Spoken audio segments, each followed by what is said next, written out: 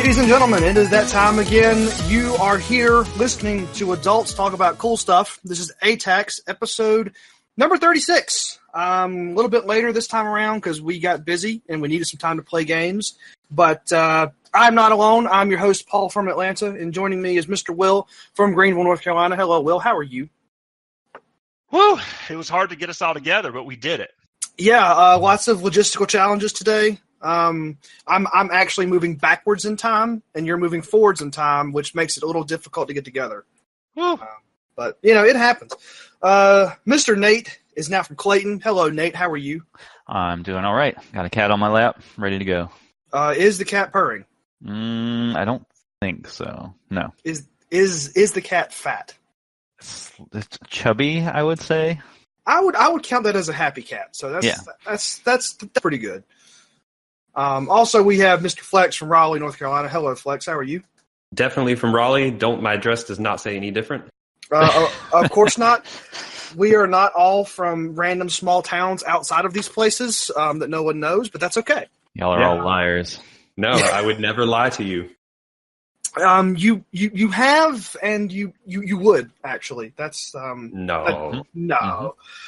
So we're gonna go ahead and jump right into it. Mr. Will, you have been playing games that you are just dying to talk about. So please don't die. Are you joining us from Indieland as our indie correspondent, Thank goodness I get to talk about them because otherwise I would die. Please don't die. I don't think you would die. So, yeah, I want to talk about some things. Man, yeah, here is it cool together? stuff? Let's do it. Tell me about cool stuff. Oh man, well, good thing I've got it a little bit because this is the name of the podcast. Here, Will's going to do a live article read of his Vermintide 2 review for us. We don't have that much time. It was a monster. So, one thing I played recently that I wanted to talk about for a sec is a game called Rumu. Rumu. It's Rumu. And to answer your early question, Paul, it is Indie Correspondence Dinner. All right. Good. And its developer is Robot House. Which... It's a good developer name. Yeah, I mean, it's definitely done the one game. They're a single issue developer. Yeah. So it's a game where you are you're basically like a Roomba. Okay. So like a little robot vacuum cleaner. And the game starts and you're in this sort of futuristic home. I mean, I guess you're semi-sentient, I suppose. But you're going around and you're cleaning up messes, man. You know, you're like, you're vacuuming, you're getting toxic chemicals off the floor. You're picking up papers, like, someone's got to do it. Yeah. And so, basically, there's a lot of that happening in the game. Okay. But what you learn is that you're in this house, that was created by these folks, in the future, and you are actually what they call kind of a single state appliance, which is pretty hilarious. So, the two people whose house you're hanging out in are really big on sort of like AI and, putting AI in everything. So they've got like an AI coffee machine, like an AI disposal, an AI dishwasher. And so they were starting this idea of making like single state appliances or single emotional state appliances. Okay. And so this idea that basically that, and Rumu, his emotion is love. And so he is actually, it's funny because whenever you talk to the AI, you express everything in terms of love. So like if the AI is like, well, how do you like cleaning? You either say, I love cleaning or I love not cleaning. So everything is expressed in the terms of the single emotional state. And I guess I find it kind of interesting because some of the questions that it asks, without going into too much detail about it, one of the questions is that, can like an AI feel like regret, and what do you do? What do you do if you've created an AI for need for companionship without a companion? so I thought it was a really, really good like sci-fi little tale. And I was kind of surprised that I hadn't really, I found it with my usual, I think I was like digging through Steam tags and I was looking at like, something stupid like Illuminati or Story Rich or something like that. And it popped up. I was like, hey, this looks fun. But yeah, it came out at the very end of last year. And like if you look at reviews, it looked like it got reviewed by a lot of major or fairly major outlets, got a pretty good review score, but I had never heard anybody say anything about it. Yeah, I never heard of it either. Yeah, but it was good. It was worth a go. It's got a really nice aesthetic. I pulled it up on Steam here. I like the look of it. Yeah, so it's actually it was just surprisingly good. It's probably one of my favorites that I played in the last month or so. That's awesome. And I guess I like anything that really to me the cool thing that sci-fi does a lot of times is sort of make something that's familiar kind of strange again. So you kind of reevaluate it. Yeah, that's Star Trek, Yeah. And in this case, it's basically, talking about, emotions and what do we do with emotions and, if we create emotional AIs, what can the ramifications be? And, can we try and protect people from emotions? You know what I mean? So you're supposed to suppress them, I've heard. Right. Right. No, that's not true. Please do not mislead the international audience. You should talk to someone else about that. The latest research on emotions says that it's good to feel them. So I have a couple of questions, Will. Yeah. Number one, how long was this game? How long did it take you to finish it? It took me, let me find this thing, 2.7 hours. Okay, so it's not a super long game. No. And it is kind of $20 for like hour, but I guess I would probably give it in the William authoritative review score of championships. Yeah. A 9.0. Okay. So it's a good one. Okay. But yeah, you are paying $20 for like not quite 3 hours. And I kind of took my time, Yeah, sure. So my other question for you was, does this game have like a happy ending? Doesn't have a because I'm thinking this looks kind of cool, but you know me, I'm not a fan of sad games. So this is going to be a game that's real sad. There are some choice pieces in it, and so I think you can kind of go a different direction, like go one of two directions, kind of towards the end. Okay, I would say that overall it's a happy game, but it does raise the question. And maybe I'll just talk about this game because this to me is a really interesting leap to make. Yeah. One game that I don't believe I talked about on here was Tacoma, and I think we've had a couple people in here who's played Tacoma. Right here. I have played Tacoma. So we have two people who have played it. Mm-hmm. Mm-hmm. All right. So to me, one of the interesting things about Tacoma is I feel like the impact of its story depends a lot on whether or not you can make a certain logical leap. Mm. Do you guys Flex and Nate, do you know what I'm talking about here? I think I know what you're talking about because we specifically talked about it after you finished it. We did. Yes. We did. And I have a bad memory, and I'm sorry. But either way, it's interesting to me. I like to try and parse down like what it is about certain games that kind of feature AI, because it's almost like for instance, some of the ones that I played recently, there was one called Opus, I think it's like Searching for Earth or something like that. And there's one called, there's the Tacoma, then there's Rumu, then there's like Event Zero. And it's like some of them fall so flat for me. And I think part of it has to do with like the way I make sense of AI. But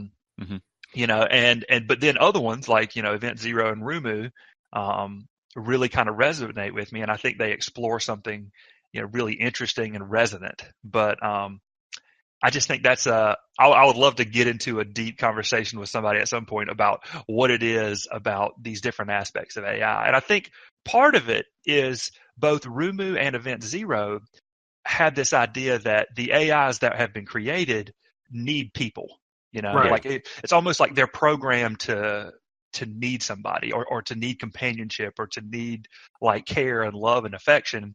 And so I guess there's a certain connection that you can make there, you know, whereas I think the AIs that don't really resonate with me are the ones that sort of, it's like if you left this AI on a ship by itself for all of eternity, it would be fine. You know, like right. It wasn't programmed to like need company and stuff like that. And so I think that's, I guess basically the bottom line here is if you want to make a cool stuff game in the ATACS line that's going to appeal to me, you're going to need to create an AI that has a need for human companionship the same way that humans do. Because if you don't, then I'm just going to be like, why can't we just leave that AI sitting there in the trash can? You know, like I don't know. It doesn't do it. So to any developers that are specifically looking for a good review from Mr. Will, you know what you need to do now. But yeah, I kind of get what you're saying, because the thing that makes the AI interesting is their almost like their humanity, not necessarily the machine parts, because we can already see that, you know, it's like you go leave a thing on, it just stays on, but that's not interesting. It's interesting whenever they have needs that are almost human-like in nature. But yeah. Right.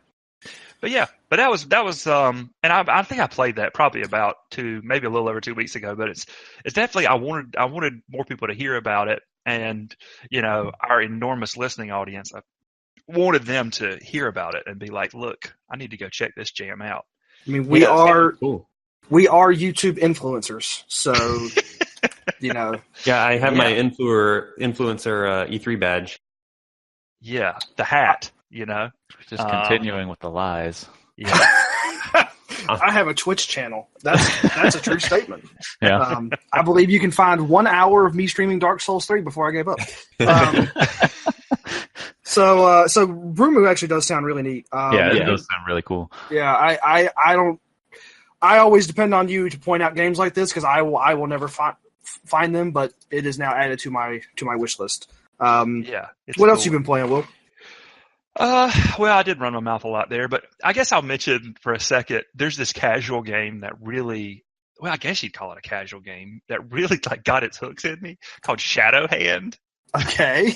Did we ever talk about Shadowhand on here? I don't think we did. I don't think we have. So it's kind of like a solitaire game, I guess.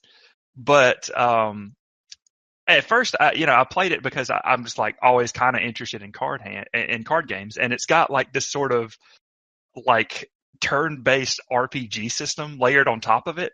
Okay. To where you've got some of the maps that are actually just sort of like this modified solitaire. It's kind of like a combination of like solitaire and mahjong.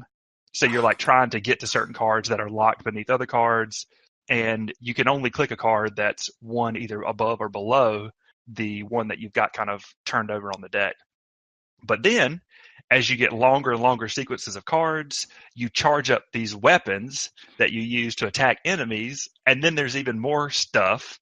Like enemies have certain resistances to certain types of weapons. There are items that you can use. And so it's basically like if you took this core of like Mahjong and Solitaire and then like built an entire RPG around it, like what would you end up with? And so I played through it and I was like, that was fun. And then like I got kind of bored waiting on people to get online to play like Vermintide the other day, and I like reinstalled it, and then I like played through the whole thing again.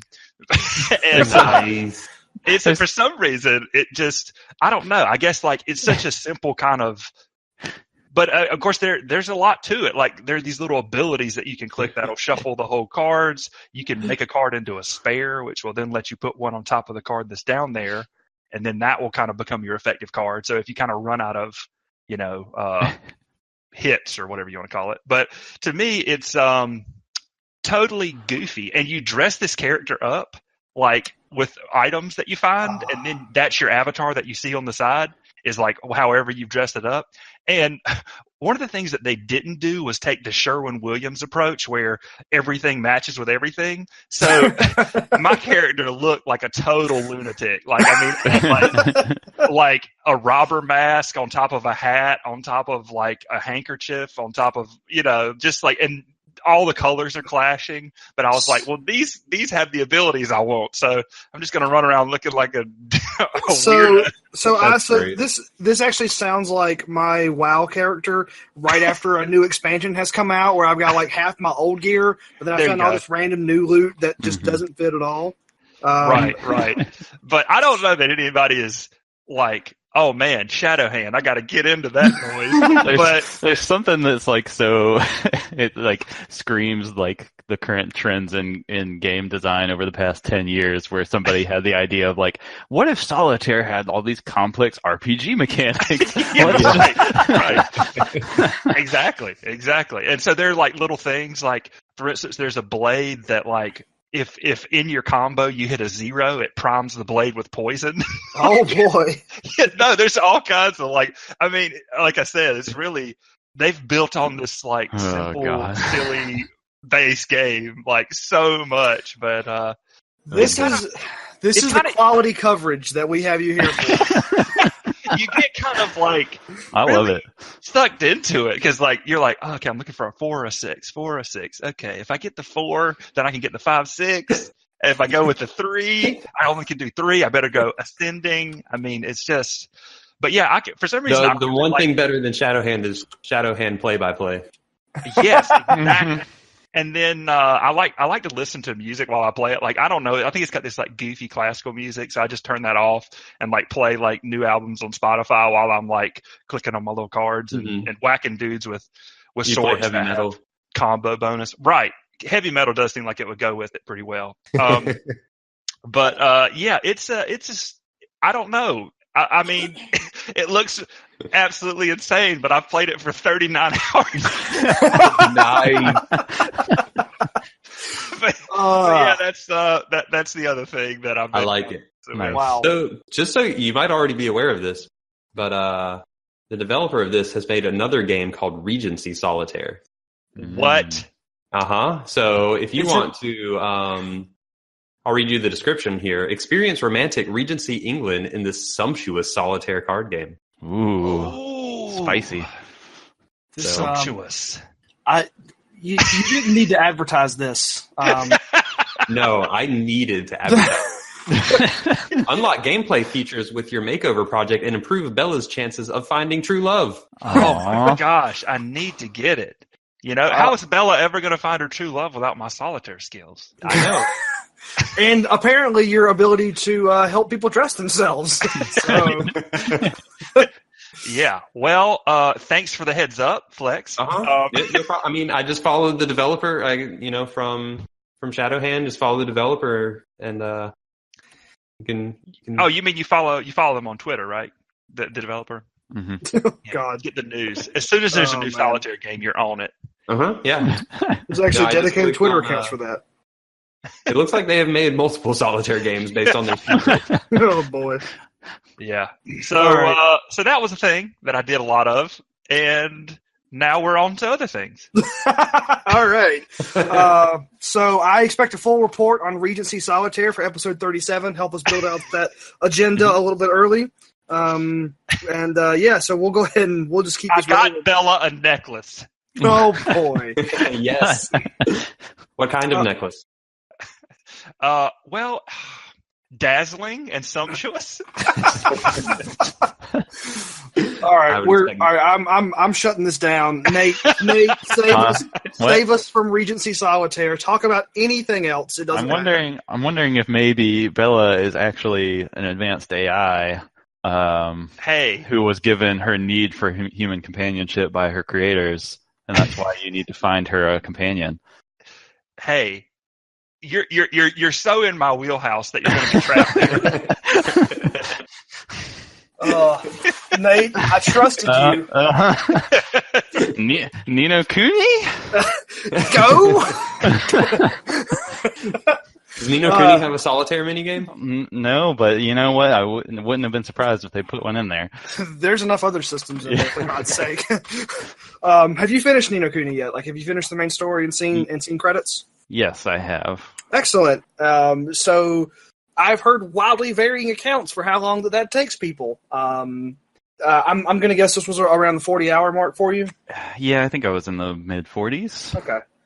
All right, that's better than the 127 that I saw on a website somewhere. Yeah, I definitely did not go all in and do every single side thing ever in that game, which probably would take over 100 hours. But hey, Nate, why didn't you go do every single side thing ever in that game? Because it wasn't worth it, is my short answer. I've been doing a lot of side things, and I feel like it's great. Like, for me, it's that whole, like, you know, dude, you're checking off a box. Yes. You know, you're getting that to-do list, and you're making those numbers bigger. Yeah, the game is a great checklist game. I don't know if you guys can hear that, but my cat has decided to start knocking the ball around for the first time in, like, a year. Anyway, sorry about that. So yeah, I've probably 20 hours in. I just finished chapter 5, and now I'm in the very start of chapter 6. But all I'm doing is running around and collecting people right now. So I mean, I'm definitely going to do more of the side stuff. I think I'll probably end up with an hour count a little bit north of 40, but I don't really see myself 100%ing the game. That feels like it would take an incredible amount of time and effort. It sure would, yeah. There's a ton of side content in that game. Sorry, Nate, what was your hour count again? I think it was in the mid-40s. Okay. I could double check, but that was not that important. But yeah, I mean, even with that, I spent probably the first half of the game doing most of the side quests as they came up. And then you definitely hit a point where it's like, here comes the tidal wave of side content. And I was just like, well, okay, I'm not going to keep up with this anymore. And then at that point, I just kind of went through the rest of the main story.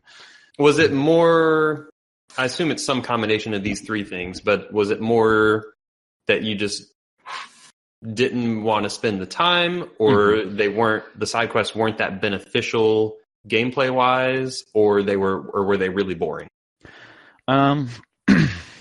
Probably of those three, more of the time than anything.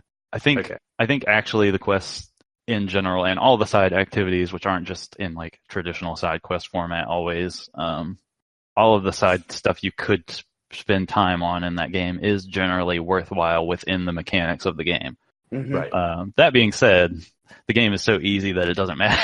That's the other thing I was going to ask. Is everything I've heard is that this game is just super easy. Yeah, but they are generally rewarding if you're invested in the mechanics of the game itself, which I think is in its favor. Like, even though the game is easy, like, it still feels good to do those things and get those upgrades.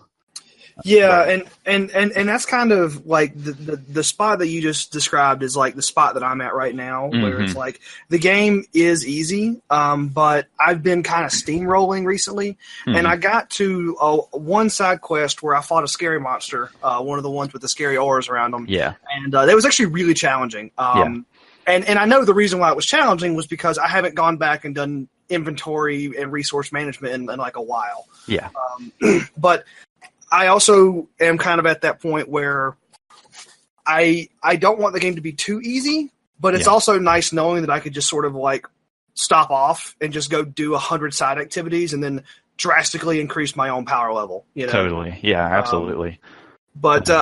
So one structural question for you as far as the game goes. Yeah. Is there a point in this game where it's like you're doing stuff and then it's like there's this break where it's like, all right, the whole world's open. There are a billion side quests. Here's where you go to start the final sequence. Does it do something like that inside of the actual like story arc, or should you just be doing this stuff as it comes up whenever you go through?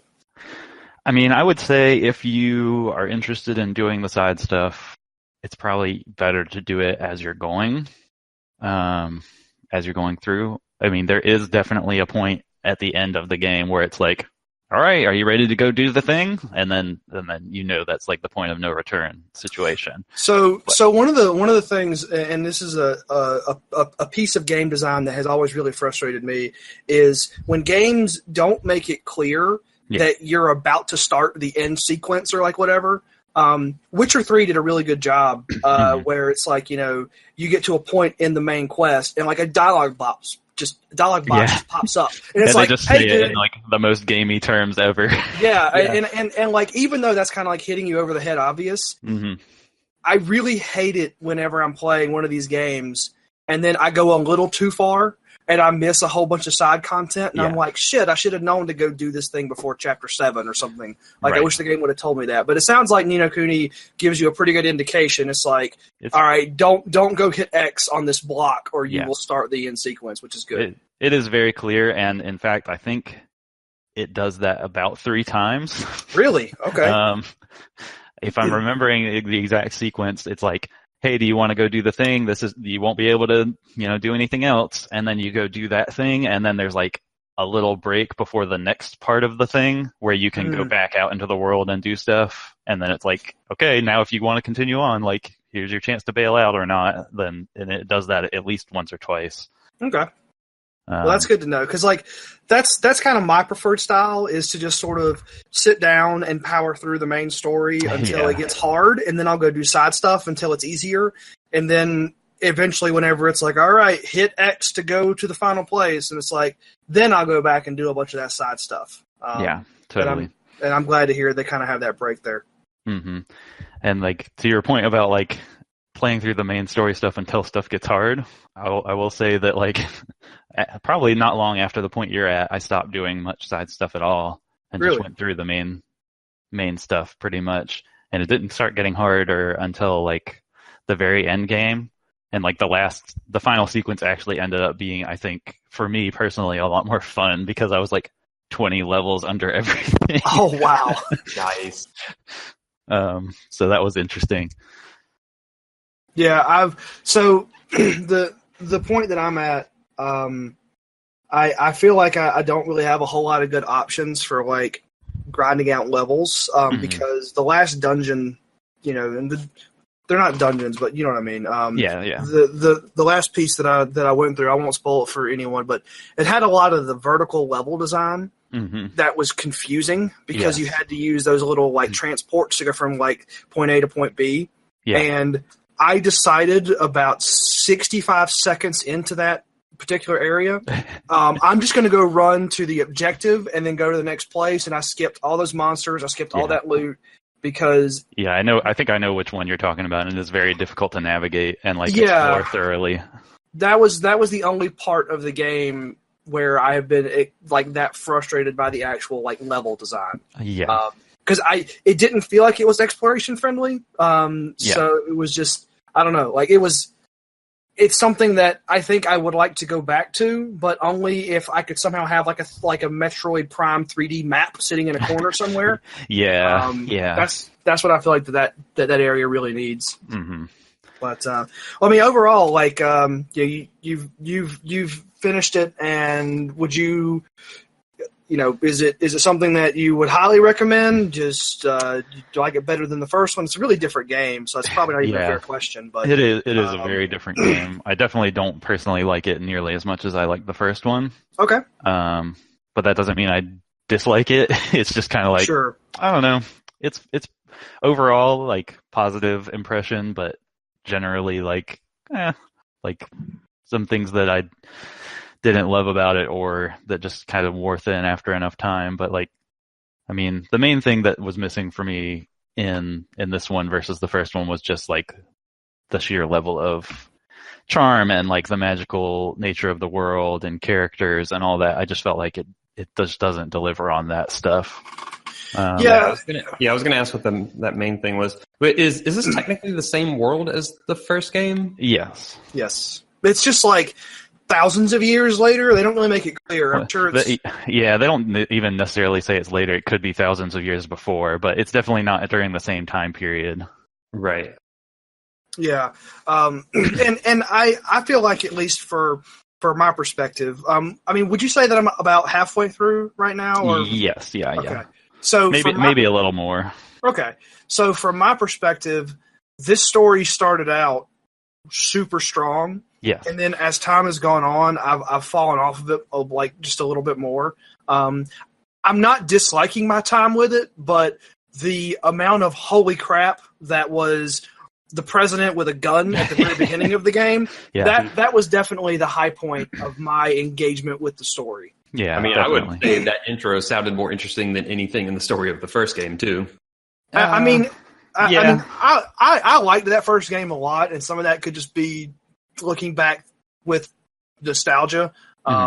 But for this one, the way that started, I was just ready to see what was going on next. And then Roland's like, all right, I'm going to go over here in the background. It's like, nah, dude, come back. I want to know more about you. Yeah, he really starts off the game as the protagonist. And then, they quickly morph it to, oh, actually him and Evan are the protagonists together. And then suddenly Roland doesn't have a role anymore in the game. Yeah, so I think I'm at that part where Roland pretty much just kind of disappears.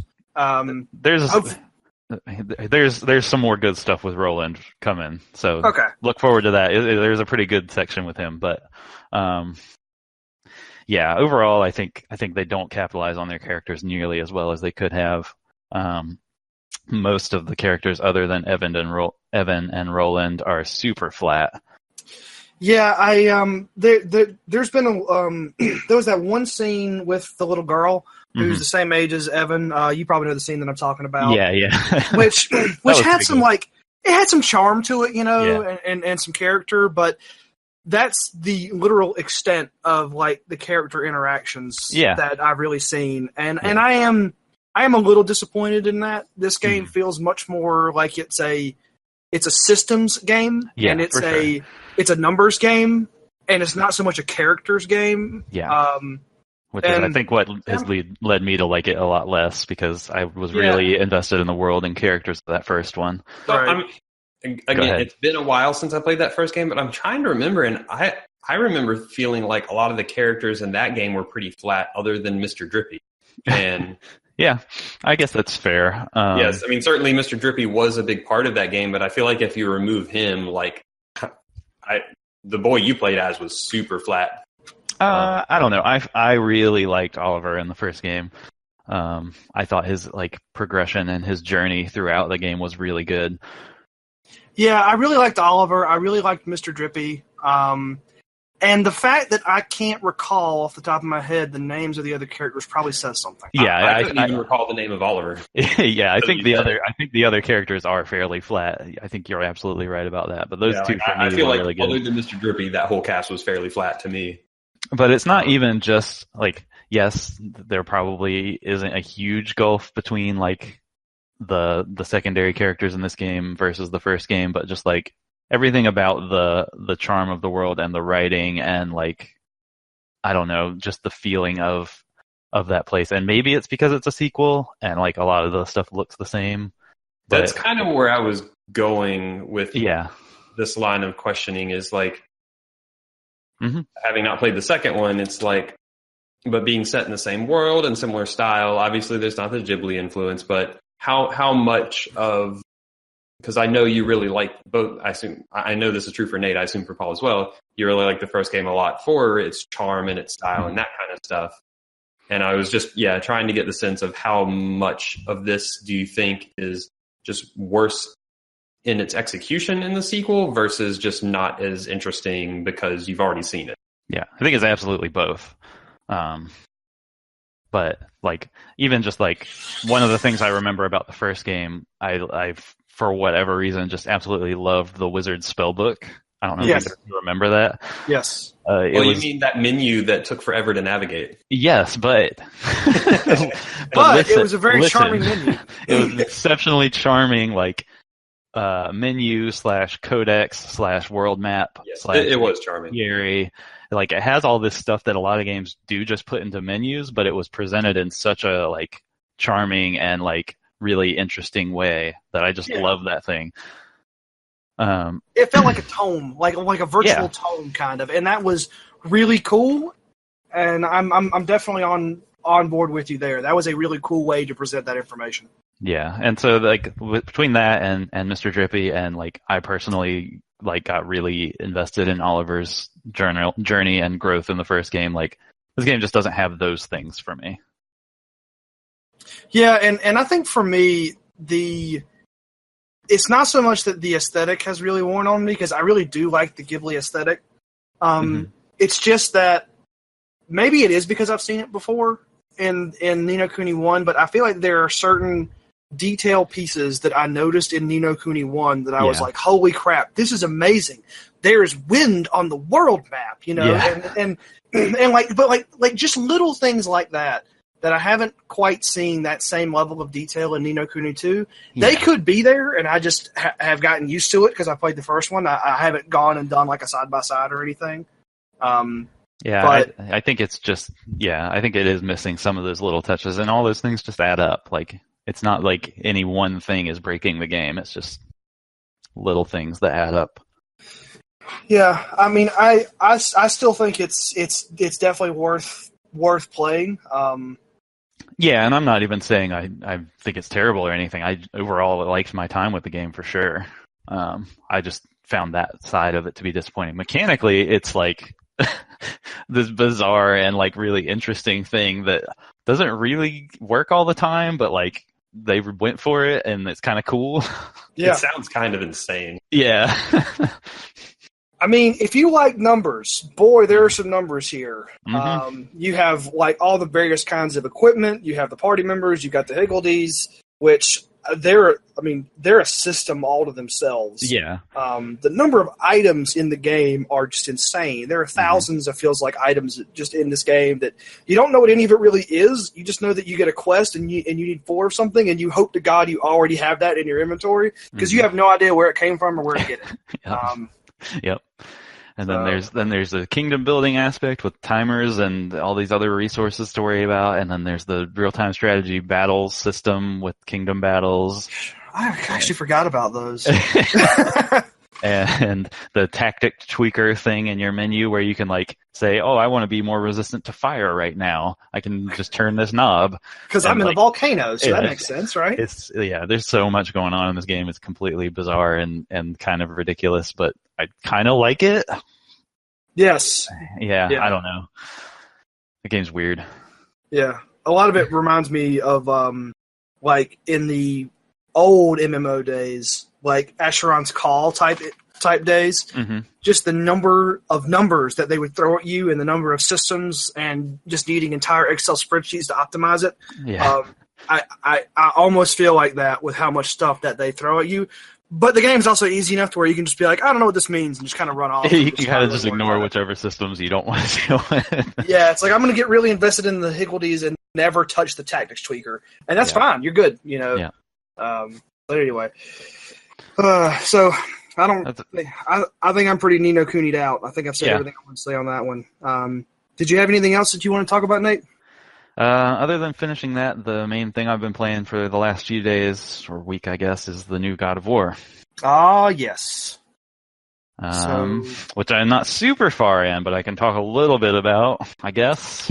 I mean, there's a lot of yelling and a beard. That's about all I got. He says boy a lot. Boy! Yeah, that's it. And what's funny is I listened to some of his voice, just like a random YouTube video, and I thought the voice sounded familiar. And the guy who's voicing Kratos is Christopher Judge, who is an enormous black man. Just saying that Christopher Judge was in Stargate, so okay, he was a really big dude. Well, he says boy real good. Yeah, he's just like constantly dismissively talking to his son and addressing him as boy. Can't even be bothered to call him by his name. Yeah, is just like so displeased with his son all the time. You are not ready, boy. Mm-hmm. Why are you so angry? Stop being so angry. He's like 11. What are you doing? I don't know. I mean, that game seems really well made. They made God of War a loot game. Yeah. That's cool. Everyone likes loot. No. Why not? It's purple. Loot's bad. No, it's not. It's amazing. Nate's just like, I don't know how to really solve this one. Yeah, it does have loot. It's not really like a Diablo loot game where you kill one guy and like all this stuff comes spewing out of his neck. But it does have loot that you have to go through and like all these stats that you can see go up. And I don't know. I don't think I'm quite far enough in to have like a full opinion on that system yet because it takes a long time to get ramped up. Yeah, It doesn't seem great. Yeah, and full disclosure, I've only played like an hour and a half of the game, so I haven't even picked up any loot yet. But I have like whenever I could first access the menus, and I went looking through the menus, and I was like, oh. You're like, oh wait, Kratos has a luck stat. Yeah, Yes. like you see a stat sheet for Kratos, and you see like equipment slots, and you see his starting gear in there with stats on them, and you see skill trees, and like you see all this stuff, and you're like, oh, God of War is now #the video game. Mm-hmm. It is, and it's amazing. And my heart kind of sank a little bit. Yeah, it's not what I would have asked for. Like the skill trees, yeah, give me that. Skill That's trees, good. sure, fine. Experience points, like weapon upgrade, sure. Let me upgrade my axe and do cool new stuff with my axe. I like the runic attacks, which if you don't know what those are yet, like you basically get a light runic attack and a heavy runic attack, which are special moves you can do on a cooldown. And you find them, and like they have different abilities. Like one is to throw your axe real hard, and one is to do a ground pound and freeze things. I'm gonna throw my axe real hard. Like they're not crazy, but they're like they're powerful and they're varied, and like swapping those out is cool. Yeah, they're augmentations on your existing abilities. It sounds like. Kinda. And like I like that stuff. I like the core combat. I like the skill tree upgrades. But then every time I'm like find myself looking at two pieces of equipment and be like, do I want the +7 strength or the +6 defense? And I'm like, I don't want to make this decision.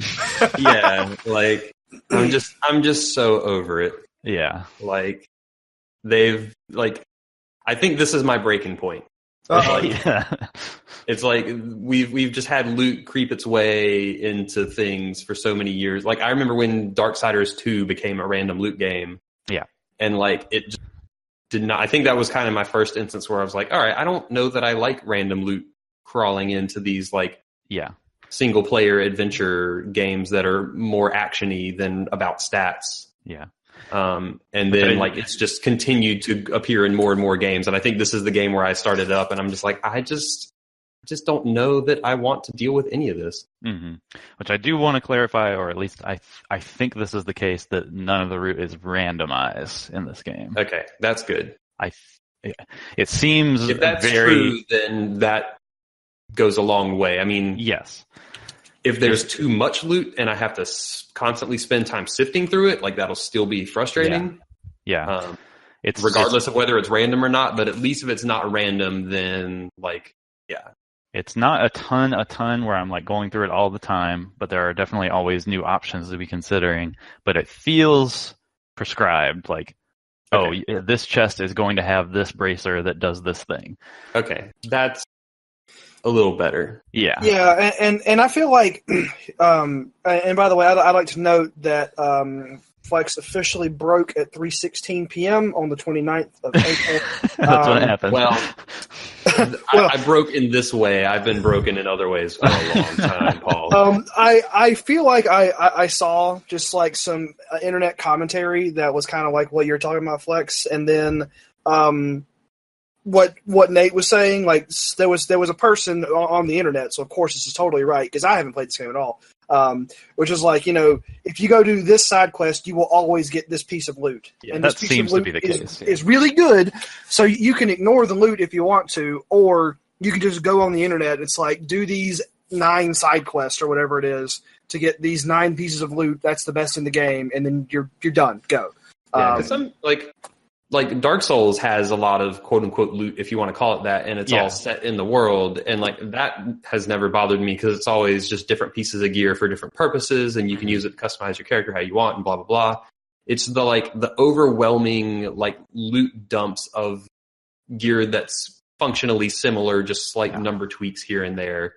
Yeah. Right. That's what I'm so tired of sifting through. Yeah. And I do think this is much closer to the Dark Souls style of equipment economy than it is to like a Darksiders 2 or a Diablo. All right. Okay. Maybe I'll be all right then. Maybe I'll live. But I will say that I still don't care or enjoy thinking about the like lowest level stats in this game. Like you have your like strength, defense, vitality, luck, whatever the other stats are. Like those I just don't care about. What I care about is the like the actual abilities it's giving me. Right. Yeah, like worrying about those numbers just feels so counterproductive to the flow of a story-driven action game like this. Yeah.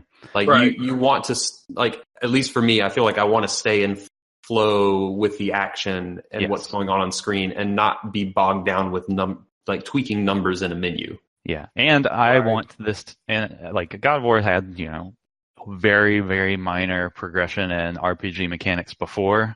So it's not like, I mean, it's not it like did I have don't, weapon upgrades. It did have abilities you could purchase. Yeah. Like it did But have some of that stuff. it's not like I don't want any of that, but I still want it to feel like an action game first, where like if I'm playing it well, I can take down any enemy in the game, even with the lowest level stuff. Right. And it does not feel that way. Okay, so the stats you get from gear makes a big difference. So I'm going to spend more time with this game, and I will be ready to talk more definitively about it next time. Mm-hmm.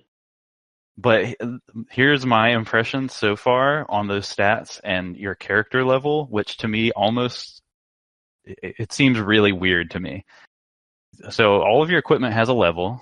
Most of the stuff all the stuff you have at the start of the game is level 1. And you have a level 2, right? I'm sorry? Yes, your Kratos, character has a level? Your character has a level that is an equipment averaging level a la MMOs or Destiny or that sort of thing. Great. So if you equip higher level items, your character level goes up. If you then switch back to lower level items, your character level goes down. And the problem with that system is when the game decides that if an enemy is, say, 3 levels higher than you, then they will always one-shot you, even through blocks. Oof. And it's just That's dumb. Yeah, it's just like let me play the game as it is mechanically intended to be played. If it's a really hard enemy, I'm fine if they one-shot me, but if I'm good enough to like not get hit using the core mechanics of blocking and swinging, then I should be able to win. But it just feels like this weird, unfair thing. Yeah, that's a really like, weird scaling. Yeah.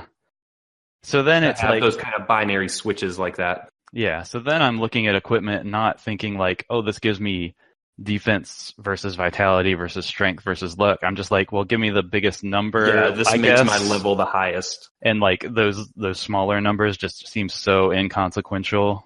Yeah. It's just like, I just want my character gear level. You don't want? You can, yeah. Does it sell for a lot? I don't know. I haven't actually done it. Okay. But I know you can. But anyway, I I kind of had to go through all that because that was what was like hitting me in the face yesterday as I was trying to do some side stuff. Mm-hmm. But I don't want it to sound like I'm too down on the game because it is like really, really good combat system when you're facing off against enemies that the game prescribes are balanced for you. Then it feels really good. Yeah. Yeah. What difficulty are you on? So I'm playing on the 3rd of 4 difficulties. I think it's called Give Me a Challenge. Yeah. So I started on that one and got in the very first encounter of the game, I died on 3 times. Yeah. So then I turned it back down, but with the thought that I would turn it back up once I had a better feel for the combat. Yeah. Because that very first fight is still the hardest fight I've encountered. Mm-hmm. Because they just send waves of people at you before you've even had a chance to try the controls. Yeah, and at least on that difficulty, enemies that are on par with you level-wise will kill you in like 2 or 3 hits. Yeah, when I turned the difficulty down, I noticed a huge difference. Yeah. In the amount of damage I took. Yeah. Didn't notice a big drop in the amount of damage or a big change in the amount of damage they took from me, but I noticed a big difference in the amount of hits I could take. Right. Yeah. I mean, that was my biggest hurdle, especially early game before you can get any real significant upgrades or do any side quests or anything. It was just that long intro sequence where you're doing a lot of fights at the same power level. It's just all these enemies kill me in 2 hits. Yeah, you die really, really fast. And then until you have a feel for the dodging and the blocking and that kind of stuff, you're just going to die really fast. And that's what I was finding in that opening fight. Yeah. But now that I've gotten further in and like gotten some grades and some cool abilities and like have a good sense of the combat system, like playing at par fights is like super fun on that. Yeah. And I do want to turn it back up for that. Yeah. Kind of what I'm excited for. Yeah. Because I still feel like I'm, in that long intro sequence where you're just kind of going through.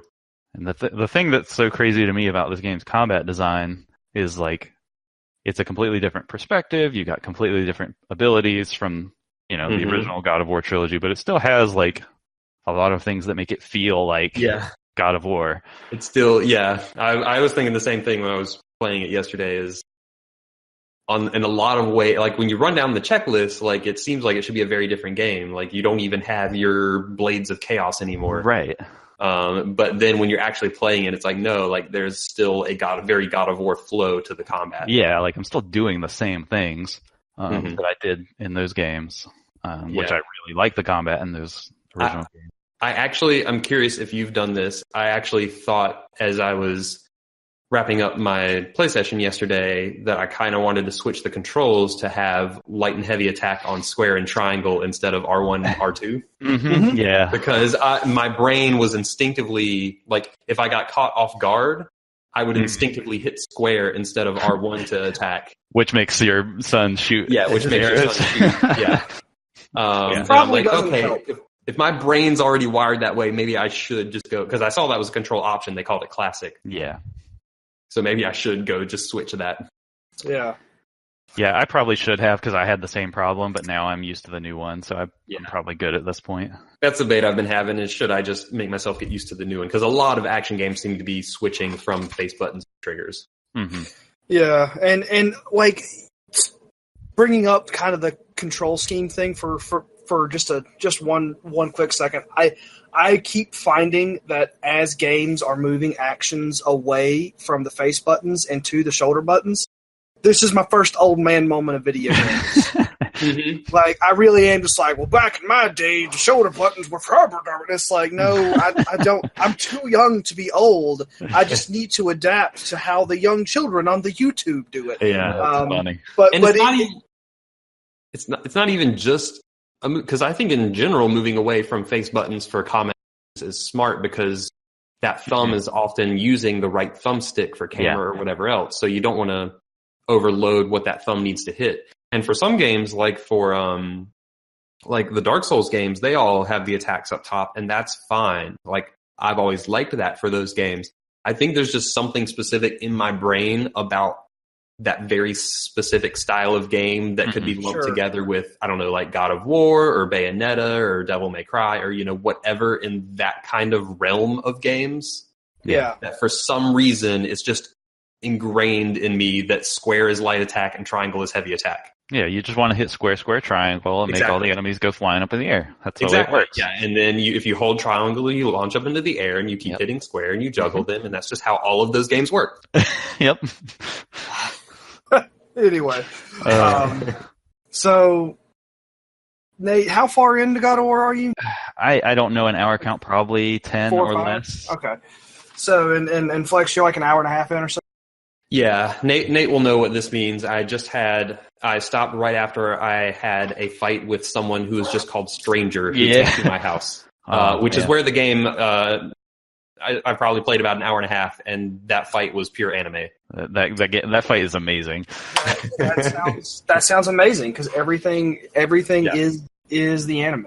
Yeah. I don't think it's spoiler to say this because it's all speculation on my part, but I assume that character is like Loki or some Norse character, but they just have not revealed his name. They just call him Stranger right for now.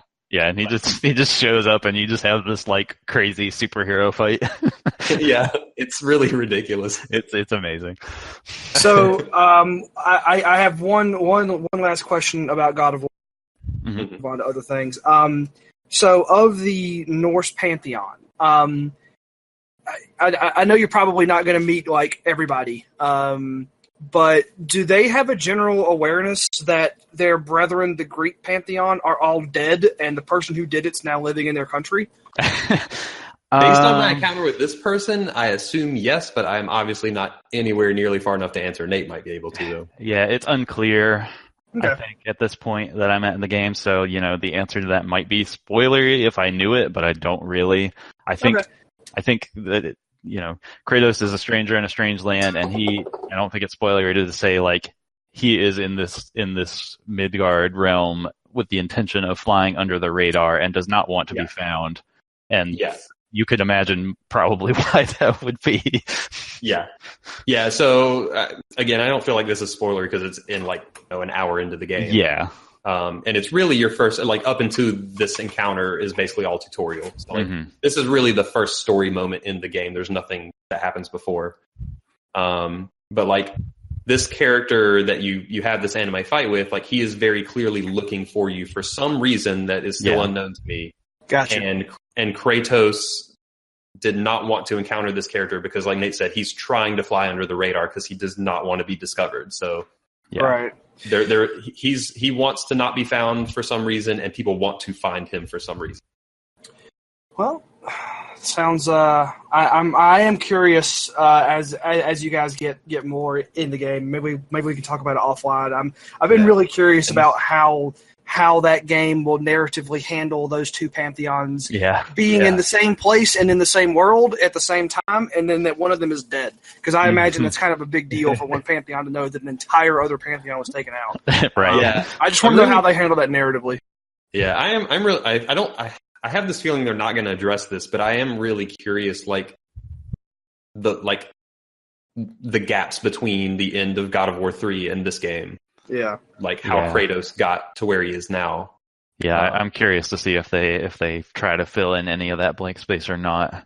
Strange man, strange land. Yeah, I have a feeling this might end up being a good spoiler cast game. Yeah. And I'll probably just listen to that because I don't really have any intention of playing God of War, but I am interested in how they do a lot of those narrative hooks. As someone who's a fan of mythology and superheroes and things like that. All right, so... Two last quick comments, sorry. Yeah, go ahead. This is another one of those, maybe old man shouldn't be aggravated by this, but I am. This is maybe a breaking point also for this, is the Destiny-style menus. The highlight the cursor and hold A, wait for a circle to fill up. It is the most inefficient thing, and I don't know why games insist. Every game does it now, and it's it would be so much faster if I could just press right a few times to move through these menu options. Right. I'm not quite sure why that menu style has caught on, but it is appearing in a lot of games. Yeah, and it's in this game too, and it's it's so slow. It's so slow. And then the only other comment is despite not having the Blades of Chaos, Kratos' new weapon, the Leviathan Axe, is really cool. It's so good. I love it. Good.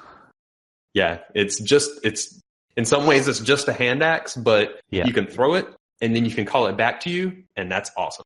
Yeah, and it freezes things. And there's a lot of stuff you can do with that thing that you start feeling it out over time, and it's man, I can do a lot with this axe. Yeah, it's a cool axe. And when you summon it back to you, if it cuts through people on its way back, it'll hurt them. That's cool. Yeah. That's cool. Yeah.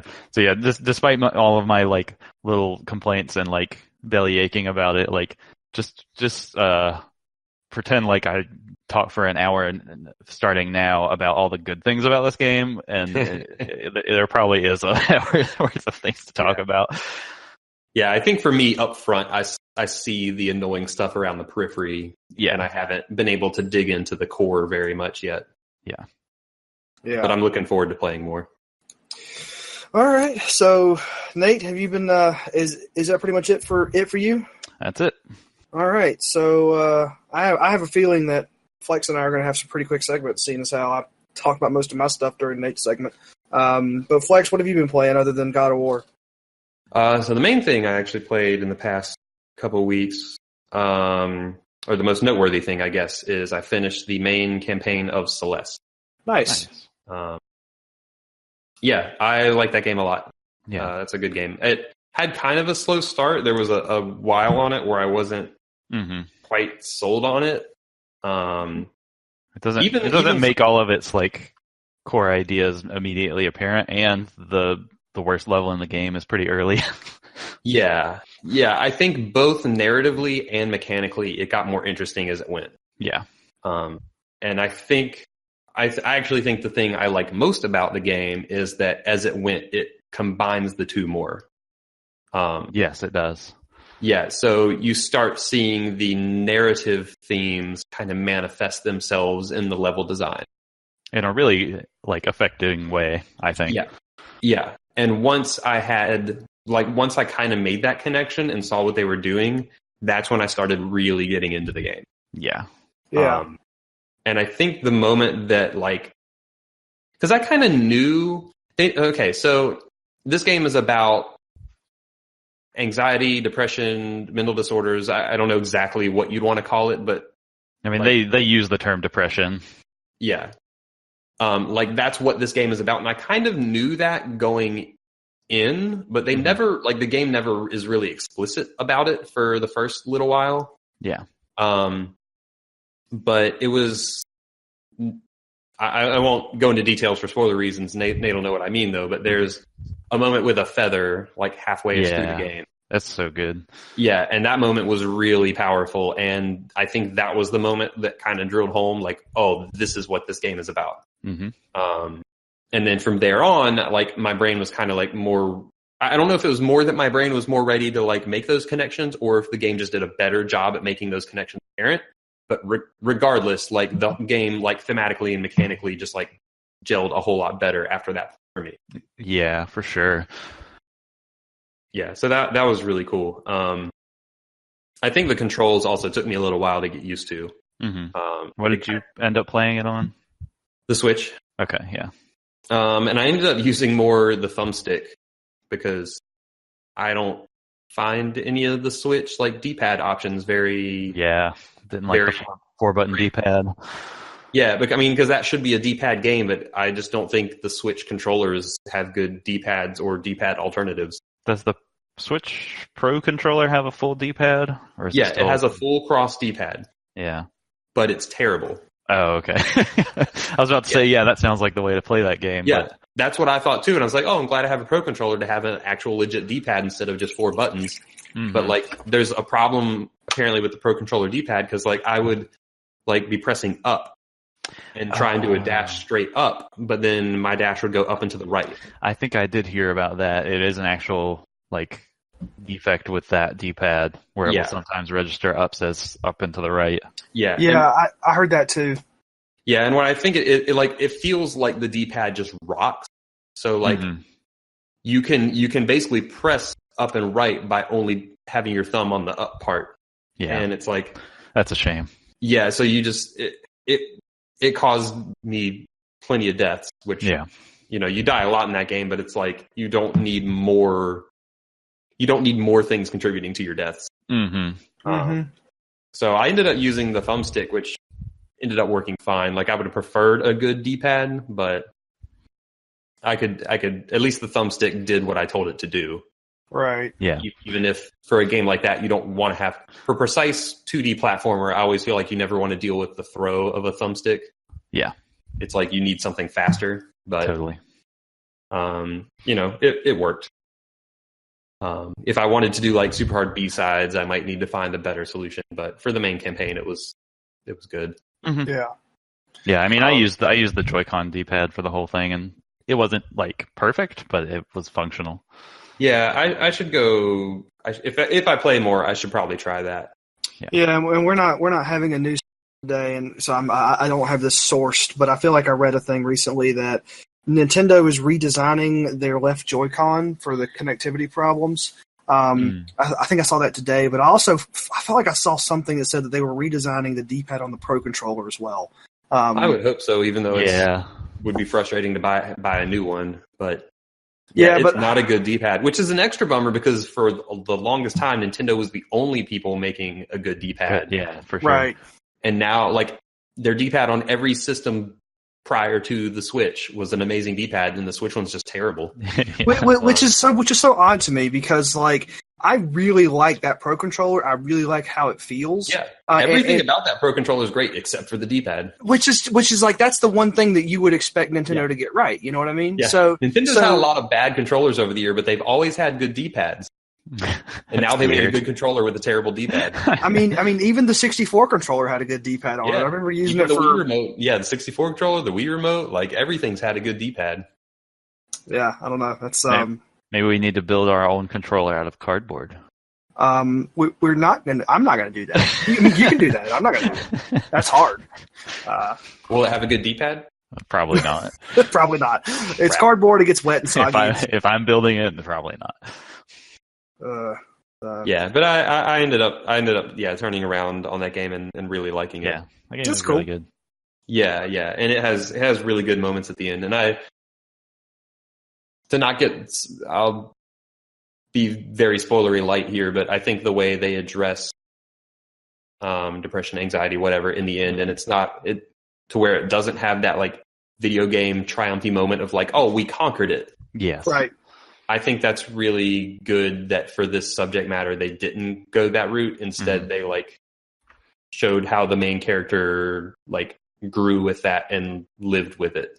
Yeah. Like there is a sense of victory at the end, but it's still a victory within a larger like upswing or progression that she's going to continue. Right. Yeah. It's not you had this victory and now this will never be a thing in your life ever again. Right. Yeah. Yeah. You been playing anything else, Flex? So the other thing I played in the past couple weeks, I traveled and took my 3DS with me. Uh-oh. And I played a very old video game. Okay. That is also one of the best video games ever made. I think I know what this is, but I'm gonna let you say it. I replayed through The Legend of Zelda: A Link to the Past. Nice. That wasn't what I was gonna say, but I was actually thinking of Theatrhythm. So that would have also been a really good game. That is a really good video game. Yeah. So that's a short game, a good one, and it was a fun one to play while I traveled. And it was interesting to go back to, because gosh, it's probably been, I don't know, at least 15, probably 20 years since I've played A Link to the Past. Oh, really? That long? You're making me feel old now, man. 15, 20 years ago. That's like the line in a... Yeah, I mean, Ocarina of Time is 20 years old this year, by the way. Yeah. And that's what I'm trying to think of. Like, have I played A Link to the Past since Ocarina of Time came out? I'm not sure. Right. But either way, it's been a long time. It's been a while, yeah. Yeah. And it's interesting to like go back to that game after like all the Zelda games that have come out since. Mm-hmm. I played it about six months ago, and I felt like it held up pretty well. Yeah, I think it holds up amazingly well. Which is kind of surprising. I mean, it's not surprising that it's a good video game. There's an entire Zelda rankings, by the way, for anyone who wants to reach back into the ATACS archives. It's not surprising that it's a good video game. It's surprising that given all of the advances in video games and how much, like how far we really have come in so many different ways, just how well that game still holds up from a gameplay and a mechanical standpoint. I mean, it's very impressive. Yeah, I think in some ways it probably holds up better than any other Zelda. I could see that. I think that's, as far as 2D top-down Zeldas go, that one was kind of the pinnacle, I mean, I think it holds up better than most of the 3D ones too. Well, yeah, because I was going to say once they made the move into 3D, trying to figure out how to make video games in 3D. I think I agree with you that it's definitely the Zelda game that holds up the best. Yeah, and I think it does. I think it does a few things too that. Because, like, in my mind, Ocarina of Time is just a 3D Link to the Past, and then, like, all the 3D games after that, and all the handheld 2D ones, I guess, for, like, the next decade. Like, I'm thinking, like, the Oracles and Minish Cap on the handheld side, and then, like, and Link's Awakening, I guess. And then, like, Ocarina, Wind Waker, Twilight Princess, like, all those on the 3D side. Like, in my mind, like, a lot of those were just continuations of the A Link to the Past formula. Right. But like going back and seeing it, it's like A Link to the Past actually does some things that those kind of dropped over the years. The main thing is that A Link to the Past actually, like in spirit, is a lot closer to the original Zelda than I had remembered it being. Yeah. In terms of like them not giving you a ton of direction, and like you just talk to NPCs and get these kind of ambiguous clues, and like you go off and explore on your own. Like it has more of that than I remembered it, because like by the time you get to Ocarina, like Ocarina is just very like directed, like, hey, go here. Yeah. Yeah, and there's like a couple of points in Link to the Past early on where they like mark a location on your map and they're like, hey, go check this out. But then after that, it's kind of like, I don't know. Yeah. And when you get into, and they do mark that stuff. They mark the dungeons, both in the light and the dark. Even in the dark world, they mark all 7 of the dungeon locations on your map. Right. Okay. So they do that. But in terms of like secrets and how to get to those dungeons, it's very ambiguous. Yeah. Right. Because like you'll have the dungeon location on your map, but like you won't be able to get there because you don't have some item. Yeah, I think that's what I'm remembering more is like not knowing like the progression of events to get places. Yeah. And they won't tell you if you need an item to get there or where it is, at least not directly. Like you can suss it out if you talk to people and poke around, but like they don't be like, oh, before you can get to the next dungeon, you got to go get the whatever. Right. Yeah, and I feel like Link's Awakening sort of did what you're talking about, but they didn't give you nearly as much freedom. Because in Link's Awakening, it was like you would try to go to a place, and then there would be some obstacle in the world map that you just could not get past without like whatever that item was. So I'm pretty sure, and I had to go back and check, but I'm pretty sure in Link's Awakening for Game Boy, all the dungeons had to be done in a very specific order. Yeah. But A Link to the Past, you can go out of order on those on those dark side dungeons, and that's pretty cool. Yeah, and that's the next thing I was going to lead into is exactly what you said. Is like you can get pretty like there are some things that like you need before you can go into other dungeons, but for the most part, you can do those Dark World dungeons in almost any order, which I think is really neat. Yeah, and I feel like that you're talking about the later games sort of losing some of that stuff, and the doing the dungeons out of order is definitely one of those that you Link to the Past, you could do them out of order. I can't even remember the next Zelda game that let you do dungeons out of order until you got Ocarina had a couple you could flip. Yeah, Ocarina, if I remember correctly, had 2 pairs of dungeons that you could flip flop the order. Yeah, Shadow and Spirit. I remember that you could flip flop those, but I thought that was the only one. I think there was another earlier one that you could do backwards. I could be wrong on that, but I feel like the fire, the as an adult, well, quote unquote adult teen Link. Yeah, I could be wrong on that too, but I think you could do the fire dungeon first. Yeah, I think you could switch fire and forest. Yeah, maybe, if you got the hook so. shot. You still needed the hook shot to do either of them, I think. But I don't think you need the bow from the Forest Temple to do the fire dungeon. I could be wrong about that. It's been so long. You guys could totally be right because but regardless, it's a very limited set of doing dungeons out of order. Like it's predominantly one ordering.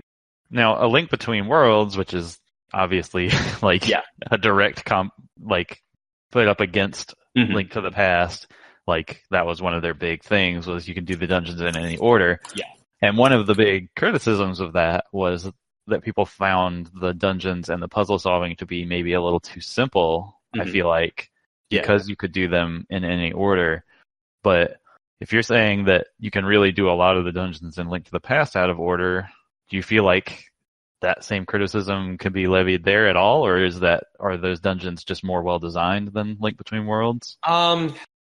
Gosh, I might need to replay A Link Between Worlds to compare it directly. But do you get what I'm asking though? Yeah, I know what you're asking, and like that was another thing I was going to bring up is I think the dungeons in The Link to the Past are very well designed. And they felt like they got tougher as they went. So it seemed to me like they got more ambitious, and it's not a full like you can do any dungeon in any order. Like you can't go do Turtle Rock before you get the Rod of Samara or whatever, which is in, I don't know, the forest dungeon. And I can't remember the exact what items you get from which, but yeah. Like there are a few points where it's like, oh, you need this item from this one dungeon to do another dungeon. You could go get the item in that dungeon, bail out, and then, go do the other. Right. But maybe without fully completing dungeon. But I guess point being, the dungeons felt very well designed to me, and it did feel like they had a ramp to them where they got harder as they went. Right. Because I was upgrading my sword, because after the Master Sword, there's I forget what the middle step's called, the bronze sword maybe, but then there's the gold, right. and then there's the golden sword, and like each one of those does double damage each step of the way. Yeah. So like twice as much as the Master Sword, then 4 times as much as the Master Sword. So like I was getting stronger as I went, and I was getting better tunics, because like in one of the dungeons you get a blue tunic that has the damage you take, and like so you're getting more heart pieces and stuff, heart containers. So like you're getting stronger as you go, and I still felt like the last 3-4 dungeons I did were much harder. Right.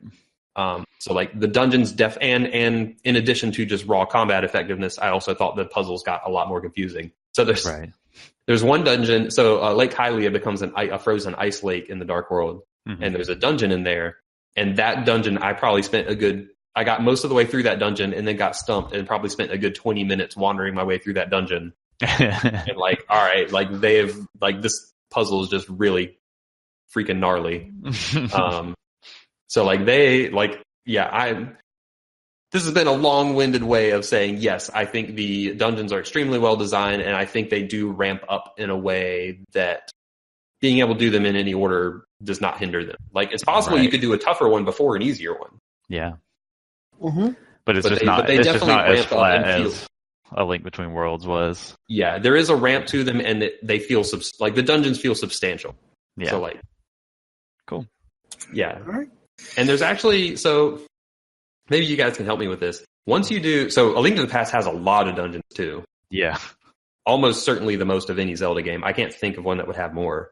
But you do basically 3 Light World dungeons followed by Hyrule Castle, which is basically another dungeon. Mm-hmm. Then you do 7 Dark World dungeons, and then you have Ganon's Tower, which is a full dungeon, probably the biggest dungeon in the game, and you don't get any new functionality items in it. And what I found is that this was a very large dungeon that made use of everything you had done in the entire game. Right. And I remember, and once I went back to that, I'm like, oh yeah, I remember thinking this was a really cool idea as like a big final test of everything you've learned. And I don't feel like any other Zelda game has had a like final dungeon after all the dungeons that you got items from to like put it all together. I felt like Ganon's Castle in Ocarina of Time tried to do some of that, but I don't remember getting that same feeling that you're talking about. Yeah, it's not that effective. Yeah, like I think it was the same intent, but I don't think it nailed it quite the same way, if that makes sense. Yeah, because this one felt like, all right, this is a big, long, tough, involved dungeon that uses all the items, which I thought was really cool. And I actually went and I pulled up a list of all of like the Zelda dungeons, just to kind of flip through a couple of these to see if anything else really stands out, and nothing's jumping out from what I've been clicking on. I will say that it's not really a dungeon, but Hyrule Castle in Breath of the Wild, I had to use a whole lot of stuff that I had learned through that game to progress through that area, both combat and non-combat wise. That area is such a cool idea, and I feel like I didn't get the experience that I wanted out of it. I was terrified the whole time that I was in. But yeah. Yeah, Link to the Past, still amazing. Yeah. Mm-hmm. All right. So I think we pretty much covered everything that I wanted to talk about. I have been traveling a lot recently, so I have not had a ton of time to play video games. I did take the Vita with me on some travels, and I've been getting back into Persona 4, just sort of off and on. Mostly I've been using the Vita for remote play, to play Ni no Kuni while I'm upstairs doing other things, so I can go and collect my King's Guilders, just kind of randomly. But But I've been playing Persona 4 a little bit, kind of off and on, maybe about 10-ish hours into a New Game Plus. Talk about games that hold up really well. That game still holds up really well, even though it was initially a PS2 release. Yeah, that game's a decade old now. That game is a decade old, and I still say today that if you have never played Persona, buying a Vita and buying Persona 4 Golden is not the worst decision that you can make. That's the closest thing I can say to buying a console to play a game. So I've still been enjoying that quite a bit. That is a good video game. Mm-hmm. Yeah, it really is. And I was playing a little bit of Stardew Valley. I fell off that. But I did want to plug that the multiplayer update is supposed to be out in the next 2 weeks from the chatter on the internet. So that might be a thing. If you've never picked up Stardew and you've been thinking about it, that could be a thing that kicks it over the edge. But Farm with your friends. You can farm with your friends. There's some details around that I don't know all this stuff to go along with it. But that should be coming out soon. Been promised for like a year, it feels like, but that's probably just my own impatience. So yeah, just still been doing a whole bunch of Ni no Kuni 2. I'm not traveling for the next week, so I'm hoping to get a little more time into that. And I don't know if I'll be finished by the next time that we get all back together, but this doesn't sound like it has quite the length of a Persona 5, so hopefully I'll be done with it sooner rather than later. Not many things do. Yeah. Not many things do. So, well, I guess that's going to just about wrap up us talking about games. We actually lost Mr. Will. He had to run off and do some real life stuff. So, Nate, I'll go back around to you and just kind of ask what you plan on. I don't know if I'd call it real life stuff. I can see what he's doing right now. We know what he's doing. I was trying to give him the benefit of the doubt, but just for the international audience, he had to go play Grim Dawn. He's off doing that with his with one of his other friends who are obviously more important than us. Not that we're bitter. By the way, there's a game longer than Persona for you. Yeah, I'm not going to play that. At least in Will's world. Yeah, those games are infinite in Will's world. But Nate, what are you planning on picking up next? Yes, I'm gonna keep on with God of War. I am currently on the Steam page for a game called BattleTech that I'm thinking about purchasing. I see that our friend Ryan is also playing that currently. Okay.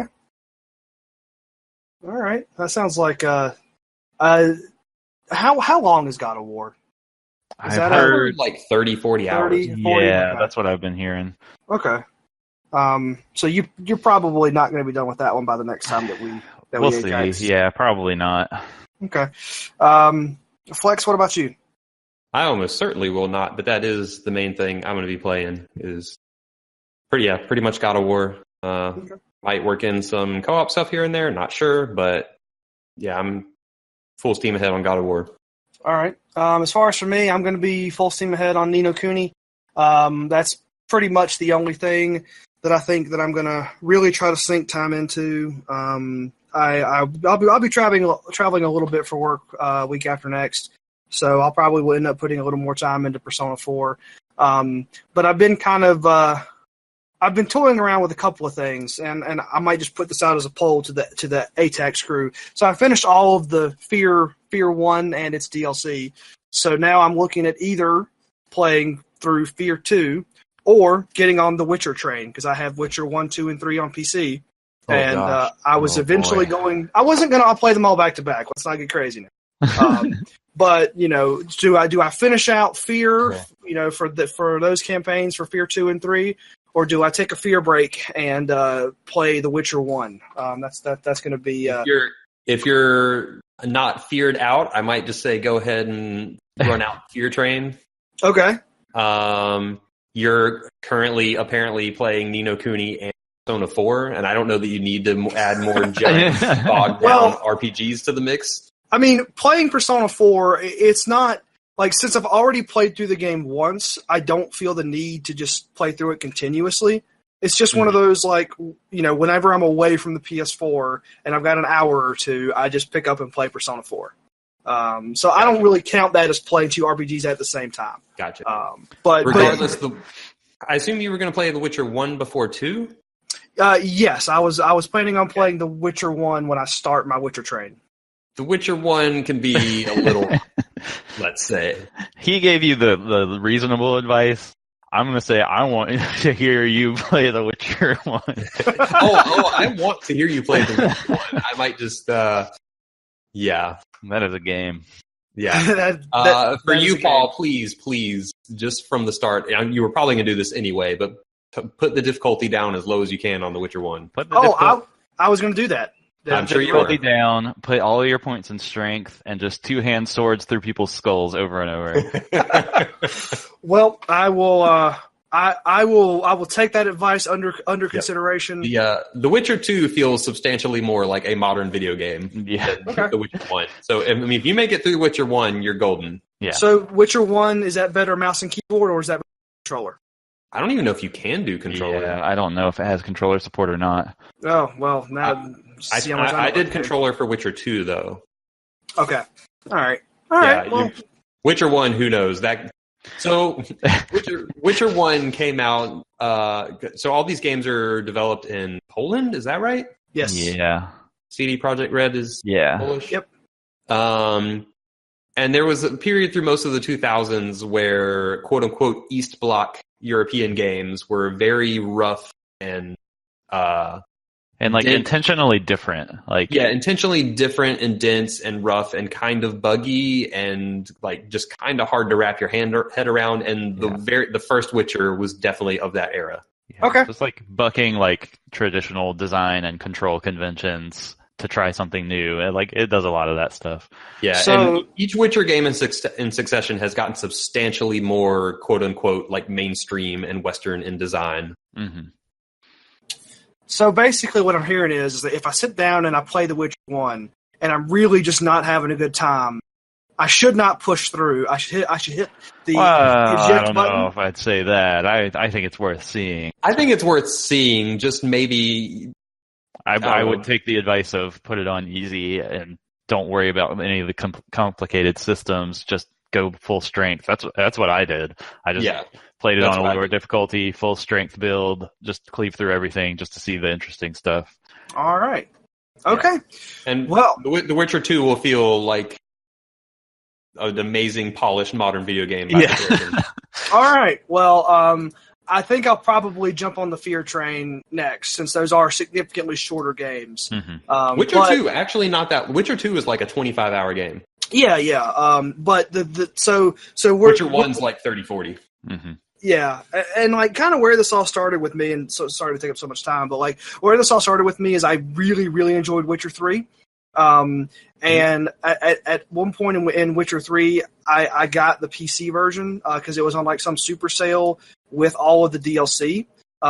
So I just critical pathed Witcher 3 and did not see a lot of that content. So I was going to go back and replay Witcher 3 on PC, but I've had Witcher 1 and 2 in my Steam library for 7 and 6 years. Respectively. So I feel like I need to at least give those two games a shot before getting back into Witcher 3. Yeah. The Witcher 3 is by far the best playing Witcher game, but playing all three of them really, Witchers 1 and 2 really help build that world and establish Geralt's character. So I will be doing those in some sort of order, but I'm definitely gonna finish Ni no Kuni 2 first, which it sounds like I've made some good progress into. Yeah. So, all right. Well, I think that this has been a long episode, and that's probably gonna wrap us up here for episode number 36. We will be back in your feed in either 1 or 2 weeks, depending on what we decide, because we got a little off there for episode 37. Thank you guys for listening, and we will see you then.